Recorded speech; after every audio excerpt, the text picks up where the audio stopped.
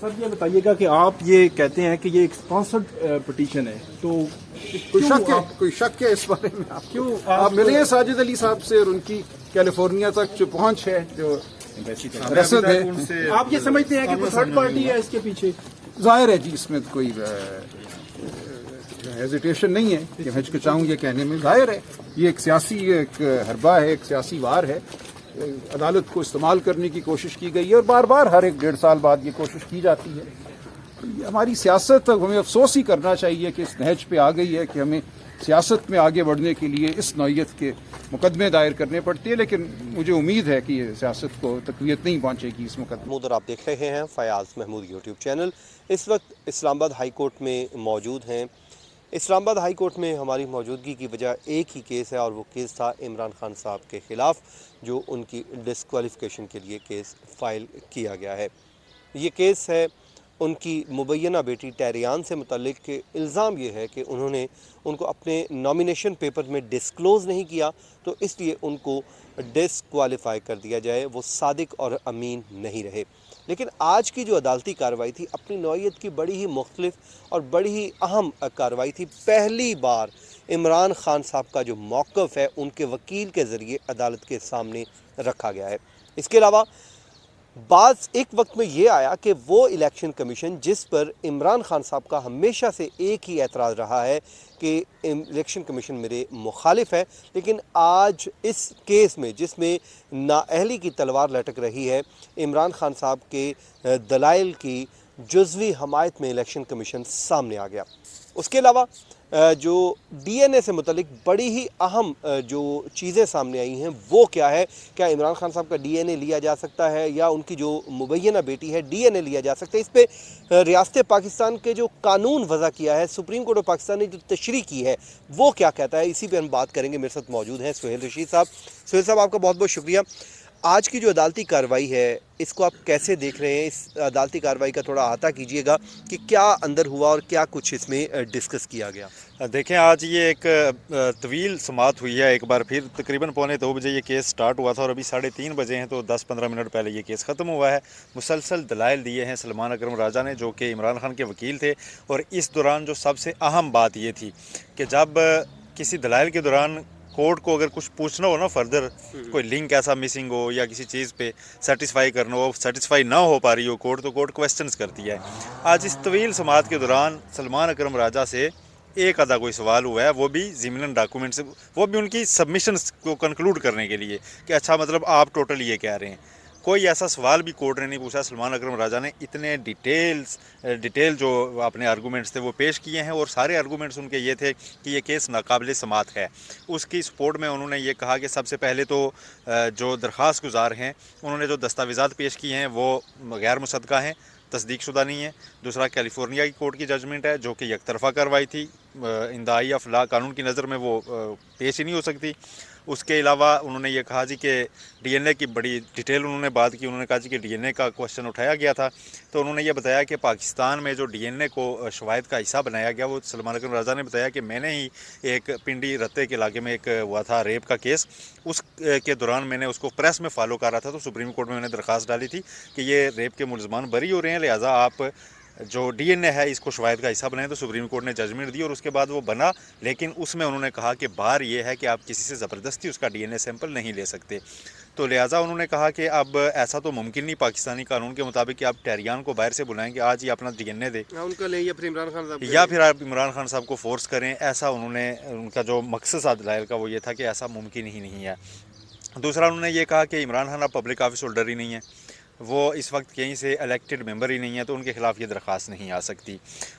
اس کے علاوہ انہوں نے جو درخواست گزار کی طرف سے جتنے پوائنٹس اٹھائے گئے تھے ان کو 1 بائی 1 آنسر کیا ہے، اور ڈیٹیل آنسر کیا ہے. اور اس کی سپورٹ میں سپریم کورٹ کی اور دیگر کورٹس کی ججمنٹس بھی پیش کی ہیں. اور ان طویل دلائل کے دوران کورٹ اس حد تک سیٹسفائی نظر آئی ان کے دلائل سے کہ کوئی کویسچن ان سے نہیں کیا. اینڈ پہ یہ ضرور ہوا کہ جو درخواست گزار کے وکیل ہیں انہوں نے کہا جی کہ میں نے اب تصدیق شدہ نقول جمع کرانی ہے، تو مزید وقت دیں. اس پر کورٹ نے کہا کہ اب تو آرگومنٹس آلموسٹ مینٹینیبلٹی پہ کنکلوڈ ہو چکے ہیں. تو انہوں نے کہا اچھا پھر آپ ہمیں جواب الجواب دلائل کے لیے وقت دے دیں 15 منٹ، لیکن وہ آج نہیں دینے، تاریخ دیں. تو تاریخ ان کو کل کی ملی ہے. کل 15 منٹ میں وہ دلائل مکمل کریں گے اور اس کے بعد اس کیس کے قابل سماعت ہونے یا نہ ہونے کا فیصلہ جو ہے وہ یا محفوظ ہو جائے گا یا کل ہی اوپن کورٹ میں سنا دیا جائے گا اور یہ کیس جو ہے یوں اپنے انجام کی طرف بڑھ رہا ہے. سلمان اکرم راجہ کچھ لمحات پہ تھوڑا ایگریسو بھی ہوئے جب انہوں نے کنکلوڈ کیا. ساری چیزیں انہوں نے پڑھ لی, پٹیشنر کے ڈاکومنٹس پڑھ لیے, سب پڑھ کے انہوں نے پاکستانی لاء پڑھ کے بتا دیا. جب انہوں نے ہر طرح سے کورٹ کو سیٹسفائی کیا جی کہ یہ کیس قابل سماعت نہیں ہے تو پھر وہ کاز آف ایکشن پہ آئے جی کہ یہ بار بار پٹیشنز آتی کیوں ہیں. انہوں نے کہا کہ یہ اس لیے آتی ہیں کہ جب بھی سیاسی کوئی مائلیج ہونی ہوتی ہے, کوئی بھی ملک میں ایسی کوئی سیاسی تبدیلی آ رہی ہوتی ہے تو کبھی کوئی عبدالوہاب بلوچ اٹھ کے آ جاتا ہے کورٹ میں, کبھی کوئی ساجد آ جاتا ہے, کبھی کوئی احتشام آ جاتا ہے کہ جی اس کیس کو, اور اس کیس کی بنیاد پہ پھر سیاسی مخالفین پریس کانفرنسز کرتے ہیں, بیان بازی کرتے ہیں اور یہ صرف سیاسی مائلیج کا کیس ہے. اس میں کوئی بھی میرٹس کہیں پہ ایگزسٹ نہیں کرتے. اور سب سے بڑا جو ان کا کرکس تھا آج کے آرگومنٹس کا وہ یہ تھا کہ اگر یہ کیس میرٹس پہ جاتا بھی ہے تو میرٹس پہ یہ دیکھا جاتا ہے کہ یہ بچہ یا بچی زیر کفالت ہے یا نہیں. پیرنٹ ہونے کا جو ہے نا وہ کوسچن لا میں ہے ہی نہیں. آپ نے ظاہر ان کو کرنا ہے جو آپ کے زیر کفالت ہیں. سلمان اکرم راجہ نے یہ کہا اور حبیب اکرم کیس کی روشنی میں یہ عدالت کو اسسٹ کیا انہوں نے کہ اگر آپ نے میرٹس پہ جانا ہے تو آپ نے دیکھنا ہوگا کہ وہ زیر کفالت ہے ٹہریان. تو پھر انہوں نے کہا کہ پٹیشنر کی جانب سے, ان کے وکلاء کی جانب سے الزام تک نہیں لگایا گیا کہ ٹہریان عمران کی زیر کفالت ہے. ان کے اپنے ریکارڈ کے مطابق ٹہریان کا اپنا سورس آف انکم سارا وہ خود انحصاری پہ اس کی زندگی گزر رہی ہے اور عمران خان اس کی جو ہے نا وہ کوئی بھی پے نہیں کر رہے, کوئی اخراجات نہیں اٹھا رہے.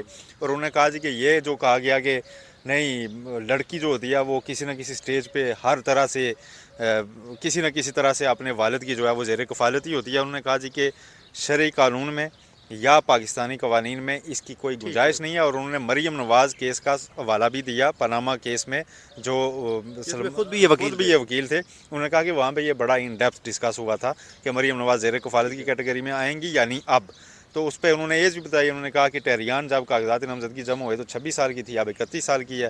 تو مائنر بھی وہ نہیں آتی کہ مائنر ہونے پہ اسے ظاہر کیا جاتا. اچھا, جہاں پہ الیکشن کمیشن کے وکیل کی جانب سے جزوی طور پہ جو ہے وہ اپنا لیا گیا, وہ کیا تھا وہ بھی بتائیں. بڑا دلچسپ مرحلہ تھا. اگرچہ دلچسپ اس لیے ہو گیا کہ عمران خان اور الیکشن کمیشن جو ہے نا وہ ایٹ لاگر سائڈ رہتے ہیں, آپس میں وہ رہتے ہیں, تو اس لیے دلچسپ ہو گیا. ادروائز الیکشن کمیشن کی ڈومین اس کیس میں اتنی ہی ہے کہ اس نے صرف ریکارڈ پیش کرنا تھا, اس لیے وہ رسپونڈنٹ تھا. تو وہ انہوں نے ریکارڈ کی روشنی میں تو یہی کہا جی کہ ہاں یہ اعتراض ہمارے سامنے آتا رہا ہے اور ہم نے اسے خارج کیا ہوا ہے کئی بار.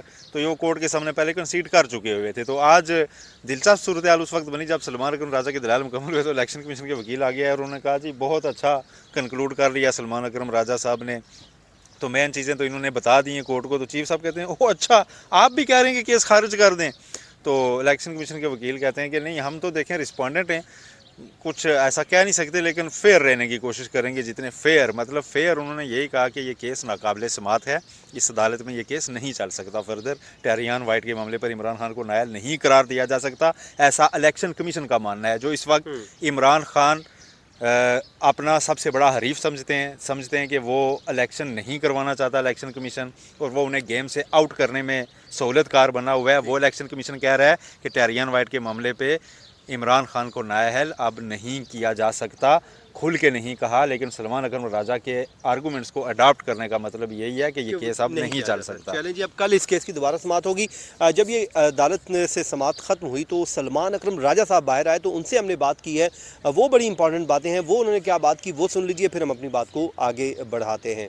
اس مقدمے سے سر عدالت پہلے بھی یہ کیس اسی نوعیت کا ایک ڈسمس کر چکی ہے. وہ میں نے پڑھ کے سنائی نا ان کو فیصلے ان کے. تو کیا اسی کیس کو دوبارہ ٹیک اپ کیا جا سکتا ہے؟ اسی لیے میں نے عرض کی کہ عدالت اپنا یہ فیصلہ دے چکی ہے کہ یہ معاملہ ایسا نہیں ہے جس کو اس عدالت میں اٹھایا جائے. عدالت کا وقت قیمتی ہے. آرٹیکل 199 ایک بڑی خاص ایک آئین کی شق ہے جس میں انصاف کے لیے ایک دروازہ کھولا گیا ہے.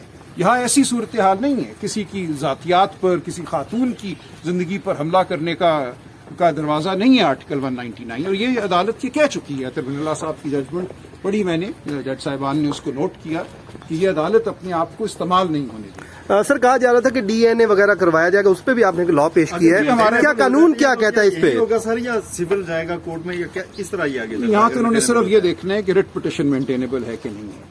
اور وہ میں نے سپریم کورٹ کی ججمنٹ پیش کر دی, جہاں سپریم کورٹ نے جسٹس فائز عیسیٰ صاحب کی لکھی ہوئی ججمنٹ کہ کسی سے آپ زبردستی ڈی این اے نہیں لے سکتے، یہ انسانیت کے خلاف ہے. ٹھیک. جب تک کوئی خود آ کر اپنے طور پہ ڈی این اے کا سیمپل پیشتہ کرے، زبردستی کسی سے نہیں لیا جا سکتا. اگر یہ کیس آگے چلے تو آپ کسی موقع پہ کہہ سکتے ہیں کہ یہ ساجد کو بلایا جائے کہ ساجد نہیں، کوئی ضرورت نہیں ہے. ساجد ایک کسی نے ٹھیک کہا عالم غیب ہے، اس کو عالم غیب رہنے دیں، اور عالم غیب سے جو اشارے آ رہے ہیں ان کا مقابلہ ہم کر سکتے ہیں. ٹھیک، thank you sir, thank you. سن لیا سلمان اکرم راجہ صاحب کو، وہ بھی کھل پر کے اس آج کی عدالتی کارروائی سے متعلق بات کر رہے تھے. تو ناظرین، یہ تھی آج کا ہمارا ویلاگ. کل اس کیس پہ دوبارہ آپ کو اپڈیٹ کریں گے. مجھے اور سہیل رشید کو دیجیے اجازت. اپنی دعاؤں میں یاد رکھیے. اللہ نگہبان.